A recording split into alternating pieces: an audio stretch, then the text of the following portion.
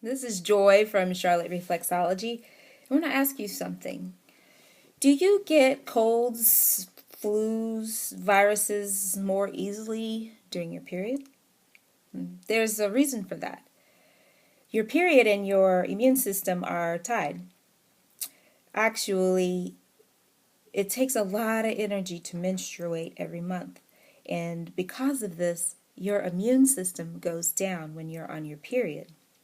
What this means is your body actually is more susceptible to colds and flu during this time, and it's going to have a harder time fighting off these things, and then it's going to have an opportunity to get deeper into the body. And when it gets deeper into the body, it's going to be really hard to get rid of it. This is why in Chinese healing, they caution women during their period to not do things that is going to make their body even colder.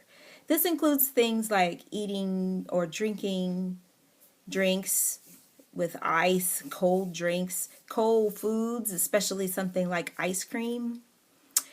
Yeah, that's going to bring your body temperature down a lot. And the other thing about cold is it contracts. So if you're experiencing menstrual periods that you have a lot of cramps and you have poor circulation, the last thing that you want to do is consume cold foods or be exposed too cold without keeping yourself warm.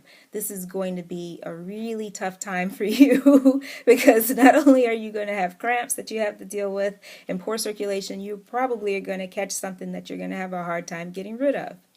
So what do we do? Well, if we are going to be cold during that time of the month, we need to keep ourselves warm. It makes sense, right? So there are a couple of things that you can do in order to do that. Eat warm foods. Cooked foods are great to do during your period. A lot of people like to eat salads and they believe salads are healthy, and they are, but they're also very cooling. I personally I can't even look at a salad during my period because it just makes me cold thinking about it. I prefer more warm cooked foods. That's just, what I like at that time. Also, tea. And I'm not into caffeine, so I don't do green tea or caffeinated or even black tea, but I do like ginger root tea. Very easy to do, very easy to make. Just slice up a couple of pieces of ginger and boil it in water. Or you can even, this is even better, you can even take a ginger grater, and grate the ginger and put it in your, coffee cup and pour warm to hot water over it and let it sit for a few minutes. That way you don't overcook the ginger and you get some of the raw benefits of that warming herb. The other thing that is great to do during your period is to wear something around your midriff to keep the warmth in. In Asian cultures, they did this a lot, especially during the winter time. They wore something around their middle. And in Japanese, it's called a haramaki. It's easy for you to do to just put a camisole or a t-shirt underneath what you're wearing so you have that added protection from the elements, from, the cold. And I tell you, even in the summertime when we're exposed to all that air conditioning, which is not great, air conditioning is really jacking up your body temperature.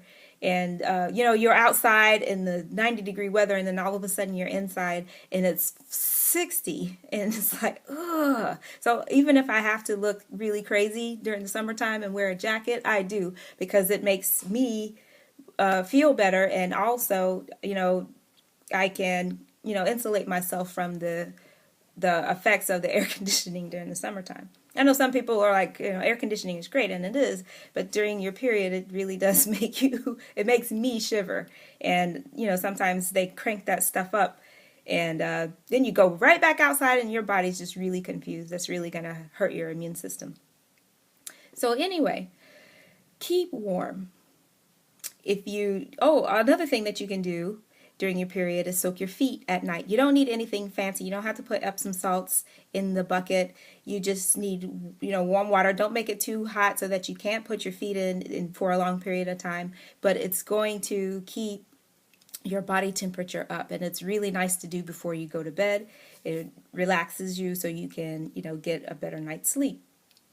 So you know, the other thing I also wanted to say is if you keep your midriff exposed, in the back, you know, you have in the front, you have your reproductive organs, and in the back, you have the kidneys, which is also considered your reproductive organs in Chinese healing. They control body temperature. So if you are exposing your midriff and we don't have fur or feathers, how will the body compensate for that? Well, what we have is fat.